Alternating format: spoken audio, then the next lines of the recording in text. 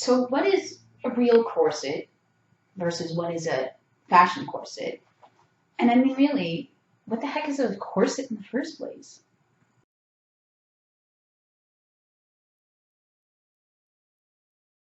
Hey guys, it's Morgan with BDSM Relationships and Education. Thank you so much for checking out this video. This is a special request by you guys, so I'm kind of excited. This will be fun. I'm getting a chance to sort of respond to what you guys have requested from me. So if you guys haven't done so already, please don't forget to subscribe, hit the button below, and turn on your notifications, and that way you will know every time I post a new video. I try to do at least 2 per week in the educational section, and then sometimes I post bonus videos like, tag videos or whatever, just little things that I think you may be interested in. So subscribe, turn on your notifications, and don't forget to like this video if you do enjoy it. If you want to learn about corsets, you're in the right place. So today we're going to talk about the different types of corsets because corsets is such a huge thing. I have a little class on corsets, and it's supposed to be like 3 hours, and we always end up going over. I've never taught it like in a time that it's supposed to be taught in, because there's just so much to talk about, and there's so many questions that people have about corsets. Now, corsets aren't specific to BDSM by any stretch, but they are really popular within BDSM culture, and it is something that you'll see a lot of and that a lot of people like to wear. So you can see I've got one of mine on here. This is just a very simple little corset. I really like it. It's quite comfortable. You can see that I'm not having any problems breathing. I can breathe. I can move around. The only thing that it prevents me from doing is bending in the middle, but I can bend at the hips. Sorry, you get some boobs there. Can't help that one. But yeah, you can bend at the hips. You just sort of are stuck in the middle. And of course, yes, corsets also have the lovely effect of shoving everything up where you want them to be and holding everything in where you want it to be held in. So it's kind of nice. So the biggest problem, and this is why I wanted to start with this particular video, the biggest problem that I see so many people doing is buying cheap fashion corsets and then expecting to get shape like what I have here. And this isn't even terribly dramatic in my world. I am somebody who really goes in for tight lacing, and I'll do a video talking about the difference between waist training and tight lacing and all that fun stuff. But I do like large reductions in the waist for my corsets. And so this one is pretty good. It's not like super dramatic. Here we go. You can see sort of that curve where it's pulling me in the middle. This corset is probably taking right now about 6 inches off my waist. So for me, that's not a huge reduction. For other people, that it is quite significant. So it really depends on your perspective there. But let's talk about the cheap fashion corsets first, because like I said, this is what people buy, and they expect to get this kind of shape from something that has no shape, and it just isn't going to work out very well for them. So if you have done this, if you bought a cheap fashion corset, and I'm talking about something off of eBay or even Amazon, something from like Corset Story or Corsets UK or Corset whatever, because they have it's all the same brand, they just have 1,000,001 different websites, then you have probably fallen into this trap of the fashion corset.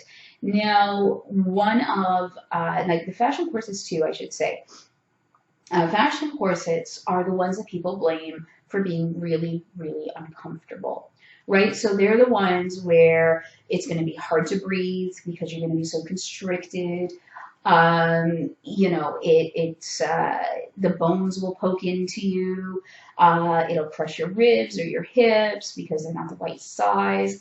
And I've seen them where they can often leave bruises and cuts and sores on the body where the bones have just given out and they start pressing into the skin. So it's a real mess. Fashion corsets, if worn properly, which means no reduction whatsoever. You will not get reduction from fashion corsets, and if you do, it's probably going to either destroy the corset or cause you pain. and discomfort. But if you wear a fashion corset without a reduction, just as, you know, a fashion accessory, that's what they're designed to be, then they're great. But if you want shape and reduction in your waist, they're not going to cut it. So that's why I like to sort of talk about this one first, because people always make the mistake. I made the same mistake. Like when I first started corseting, I bought, you know, the cheap corset that I defined that, you know, it was like, oh, wow, $20 off of eBay? That's awesome. I'd much rather do that than pay, $150 or $300 or $600 or $1,000. Corsets can be very expensive. So, yeah, it seemed like a good idea until I learned about what corsets are. And then I was like, well, that $20 was a total waste of money because I can't wear the stupid thing. It's so uncomfortable and it doesn't look good. And so I hopefully for some of you guys, I can save you that experience. For others, we've done it. Don't worry, I've done it too. Let's move on from there and I'll show you what you need to know. Okay, so one of the first things that I like to show people is we'll talk about the bones. And I'm going to get into more detail in a video about the construction of a proper corset, because there's going to be like 20 or 30 or whatever corset videos, because like I said, there's so much to cover. But a real corset will have generally a mixture of bones. So it will have, I've got laces all over the place here. You will have what are known as flat steel bones, and those are usually to support the grommets here. Sometimes you'll get them to support the busk in the front. So the busk is the thing that opens and closes. And the grommets are, obviously, they're the little eyelets here that the laces go through. So those are the two places that you really want to make sure you have steel bones or flat steel bones, because you want to make sure you've got all steel bones throughout the whole corset. But flat steel bones supporting the grommets and occasionally supporting the busk, depending on it. The rest of these, and you can see I have boning channels all over the place here. There's 2 per panel. So these ones should be what are known as spiral steel bones. So spiral steel bones are flexible steel. So basically, you end up with a corset that you can't bend. Now, the body of the corset is a little more flexible, but I can't like fold the corset in half or anything. So that's there. Now, on a fashion corset, what you will sometimes get is this one. I can feel very, very flimsy flat steels. So on the other one there,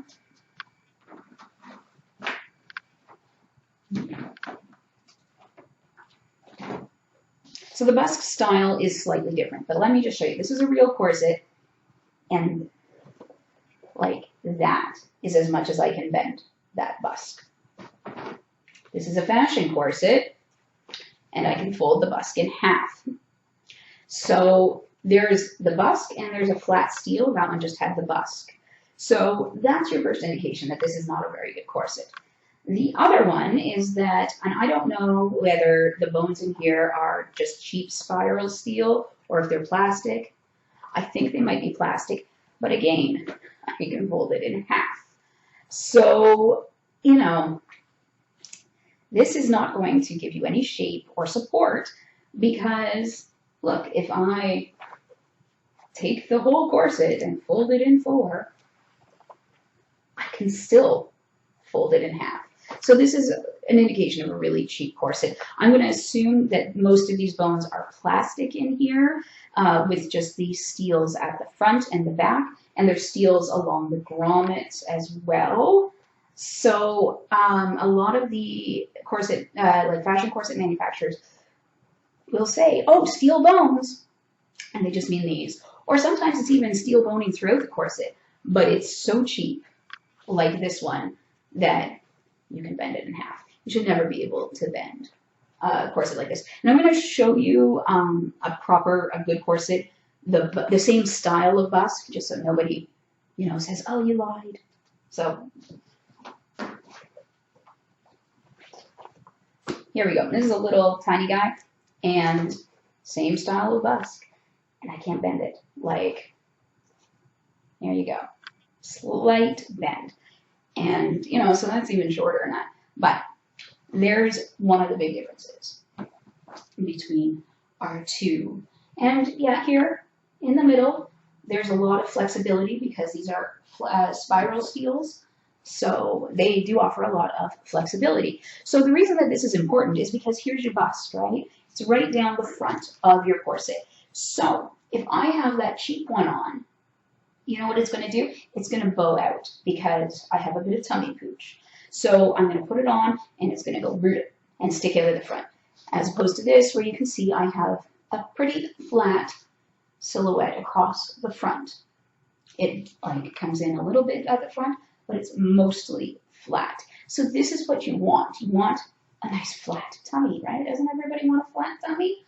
Well, this is one way to get it. The other way involves a lot of exercise and, you know, eating healthy and stuff like that. So I got a flat tummy. Not really. But anyways, yeah. So the other style, like I said, if I were to put this corset on, and I won't, just for the record, it would end up sticking out like this because it's too flexible.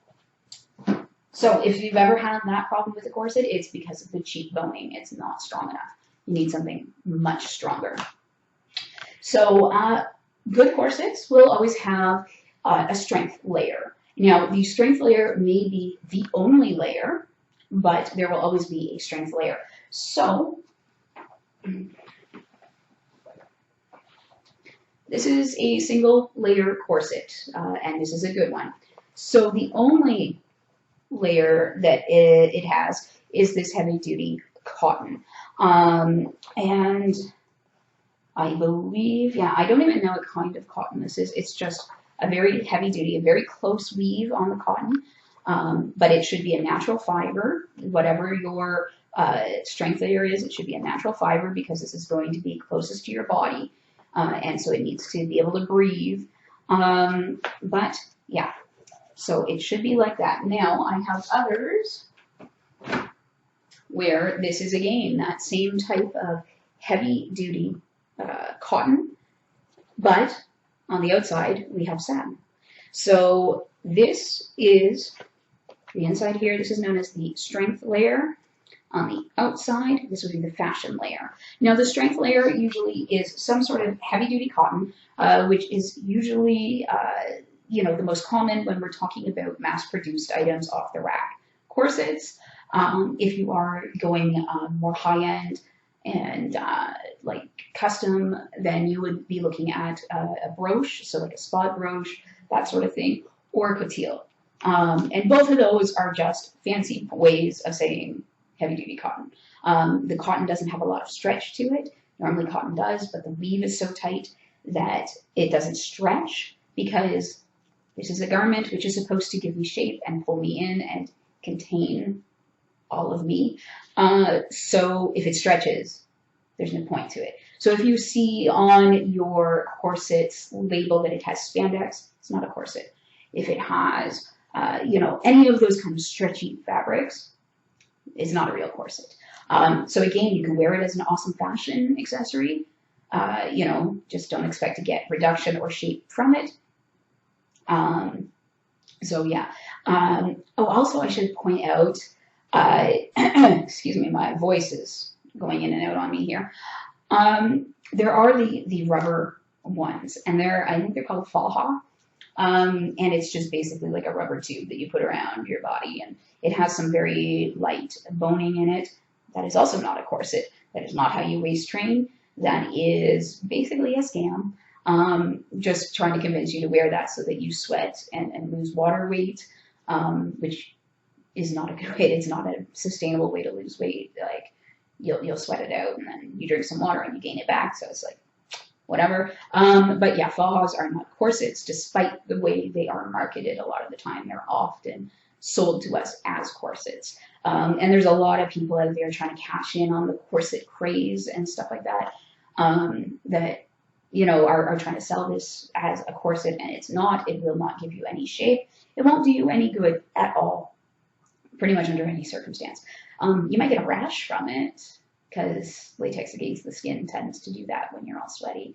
So if you want a rash, I don't think you want a rash. Anyways, the next item here that we're going to talk about is called a waist tape. Now, not all corsets have a waist tape. Good corsets don't always have them. You get some corsets from like really, really expensive expert corset makers, and they won't include a waist tape because they have constructed the corset in such a way that they don't need it. But most of the ones that you get off the rack and stuff like that are going to have a waist tape. So that's this thing here. Now I can show you this one because this is a single layer corset. Often this waist tape is in between layers of fabric and you can feel it, but you can't see it. So this one is an inch wide. Sometimes you get, you know, an inch and a half wide. Anything less than an inch is really kind of pointless. And it should be, you guys can see here, it's quite securely sewn in to each panel.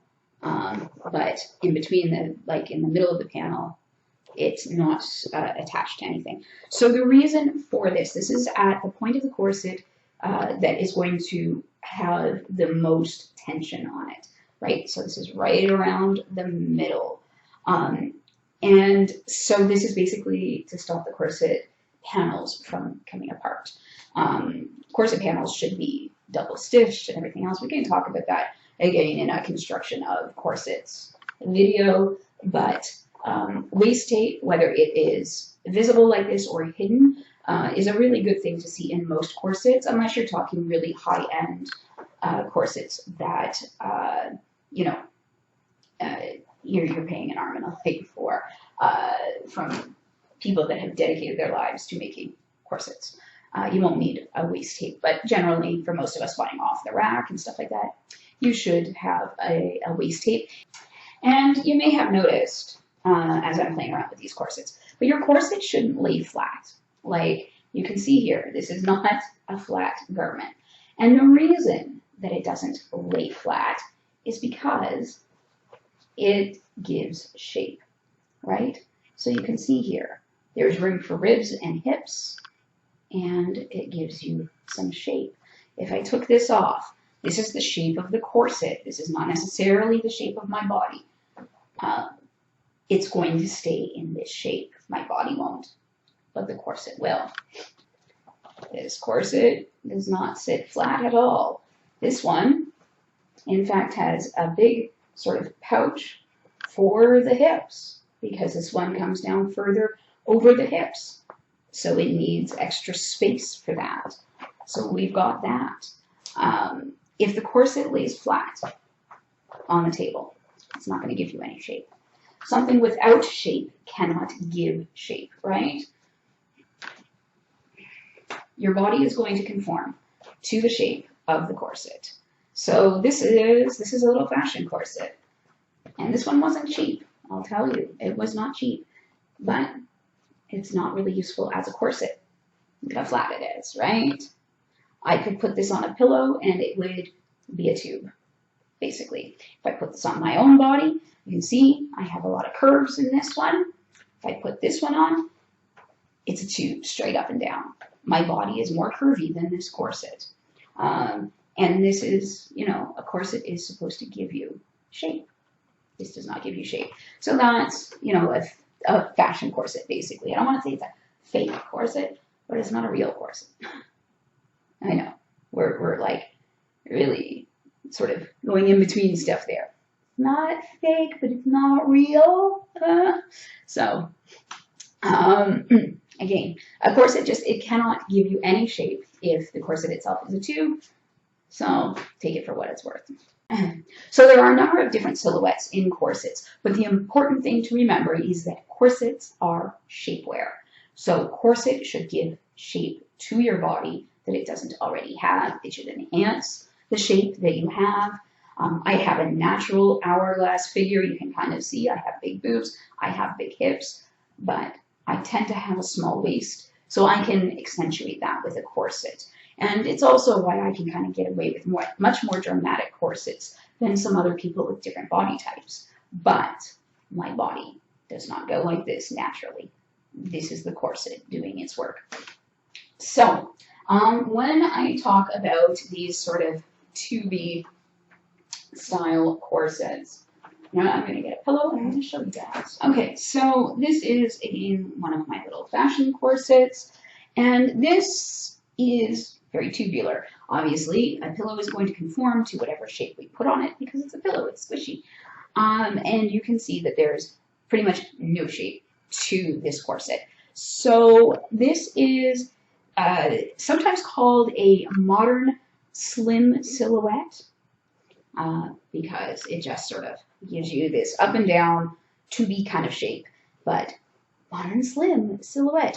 So you can tell I'm not a fan of this particular silhouette. This is significantly less curvy than my body is naturally. It's very uncomfortable for me to wear because it puts too much pressure on my ribs and on my hips. And it makes my waist bigger than if I'm not wearing a corset because my hips are too big, basically. And I have to lace it all weird and stuff like that. So this is a modern slim silhouette. It's not something I really recommend. And just so you guys can see, it's laced up all the way at the back. So I'm not, you know, screwing around. This is also something else you need to watch out for. Excuse me, my pillow there. Here, I'll just turn it around. So this is something else you kind of need to look out for. A lot of places will lace up corsets in a weird way so that they look curvier than they are. You should always make sure that the lacing panels are parallel.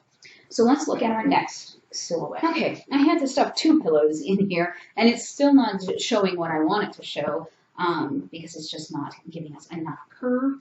So you can see here, at least a little bit, that this is a conical shaped corset. So the ribs come down, it compresses the lower ribs, and it comes down to a a point at the waist, and then it flares out over the hips. So, and these, again, not enough space here. This is a very curvy corset, so we've got a lot more space. So the ribs come in, the lower ribs are compressed as well, and then you have the waist, very small, and then the hips. All right, so this corset here, and it probably could have done with a second pillow as well. You can see that there's still some space here, but this is what's known as an hourglass. So it has a gentle sort of curve. And I'm trying to like show you the reduction. This one is good for the 4-inch reduction off the waist, but yeah, you can see that there is a more gentle curve to it. So that's an hourglass. Another example of an hourglass corset is what I'm wearing right now. So I'm trying to find, there we go. Here's where you can really kind of see that shape. So this is a more extreme reduction, but you can see that it has the same, and it cups the ribs. So my lower ribs are not being compressed at all. Like I can feel them. Those ribs are flexible a little bit, so you can compress them a small amount without discomfort, but it really depends person to person. So this one, you can see it just kind of cups the ribs. Others cup it in even more, dramatic fashion, and then it flares back out. This one catches only about halfway down the hips. The other one that I showed you is about the same, but yeah. So this would be an hourglass corset as well. There's a couple that I don't have examples of. One is a pipe stem corset.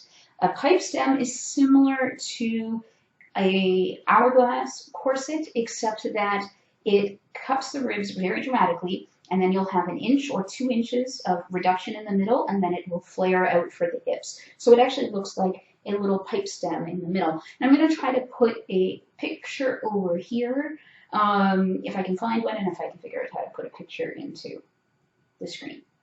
We'll see. But anyway, so that's a pipe stem. Let me show you the wasp waist. Not the wasp waist, the waspy. Okay, so this is a waspy, and you can see it's just a really short corset. These will often come in the either hourglass shape or a conical shape. They don't have a lot of space to put pressure on the ribs. They also don't cover the hips at all. They end above the hip. So it's just a very short corset. These are fantastic if you're trying to hide your corset underneath clothing. But if you are a curvier girl like me, these are probably not your friend, because what happens is that it squishes you around the middle, but that has to go somewhere. So it ends up coming out the bottom in a bit of a belly pooch. So this is one of those styles that really is best worn by slim people. Those of us with a little more fluff, it's not so good. But, you know, if you wear it and you don't care about the belly pooch and it works for you, then go for it. I mean, you get to wear whatever you want to wear. So a wasp waist corset is something that gives a very dramatic reduction. So usually you're going to find that in, you know, either an hourglass style, anything with cupped ribs. Usually a conical waisted will, you know, it's just too difficult to get that dramatic reduction. But wasp waist simply means a tiny waist. You see it with pipe stem, with hourglass, and sometimes with the conical, not often. And you can also see it with the Sbend corset, which is our next one, that I don't have an example of. But an Sbend corset is basically a conical corset. The difference is that here you can see the back of the corset is flat, right? The front and the back are nice and flat. So with an Sbend corset, instead of having a flat back and a flat front, it tilts the pelvis so that the rear end sticks out more, and it exaggerates that, you know, arch of the back. They're not, from what I understand, totally comfortable to wear. I've never worn one, but they were popular for a very short period of time. So I've never worn one, but from what I understand, they are not the most comfortable ones to wear, and they were only popular for a handful of years. But they are sort of one of those mythic corsets that everybody talks about. The other one that you may be familiar with is an Edwardian corset. So that is actually a set of stays. It's not a corset at all. It is the precursor to corsets. So they're the ones that have a very conical shape, but it's not necessarily giving any reduction to the waist. Basically, it's like a gigantic bra. They would come up and cover the bust and kind of squish it up, and, you know, so that you're overflowing your dress, and come down to a very conical style waist. But it was an optical illusion. It didn't actually really give a lot of reduction, maybe an inch or two, but that's about it. Now, everything I've been showing you has ended here. These are what's known as underbust corsets. Underbust corsets are generally the most popular style for a couple of reasons. Number one, if you are busty like myself, you're going to have a really hard time finding over the bust corset. If you are less endowed, let's say, you'll also have a very hard time finding an over the bust corset. Unless you have the exact measurements of the corset that's pre-made, you know, mass-produced kind of thing, you're not going to be able to get an over the bust corset that's comfortable and fits well, that gives you support, that fits you through the waist, through the hips, all of it. You can, of course, go custom if you have the money to spend on it. Most people don't. So over the bust can be very expensive. They're also not good for long-term wear, especially if they are not custom made, because if it's too small, it's going to compress your chest and it's going to make it hard to breathe. If it's too big, then you're going to flop all over the place, and what's the point? So over the bust corsets I'm not a fan of them at all, because, you know, like it would cost me a fortune to get an over the bust corset made. You know, when I can reduce my waist so dramatically, and then I have such big boobs. So it's like really difficult there. So I tend to stick with underbust corsets. Underbust corsets are also what you can waist train in if you want to wear long term. So that's really important to remember as well. So I prefer underbust. They're just so much easier to fit and everything else. So that is basically our styles of corset. I know that was a bit long, I apologize, but I want to ask you guys, what video should we do next? The options here are going to be either how to measure yourself for a corset, so if you want to buy one, or how to lace yourself into your own corset so that you don't need help to get in. I lace myself into all of my corsets, so it's totally possible and really easy to do with a bit of practice. So your choice. Let me know in the comments whether you want to find out how to measure for a corset or how to lace yourself into a corset. And it's just which one is going to be next. I'll do all of these videos, don't worry. And I'm also going to have some advice on where to buy corsets coming up shortly as well. So thank you very much for checking this out. If you want to subscribe to the channel, please do so below. Don't forget to turn your notifications on. If you enjoyed the video, please give me a thumbs up. And I think that's about it for this particular video. Sorry it was so long, but like I said, I could talk about corsets forever. So anyways, bye guys.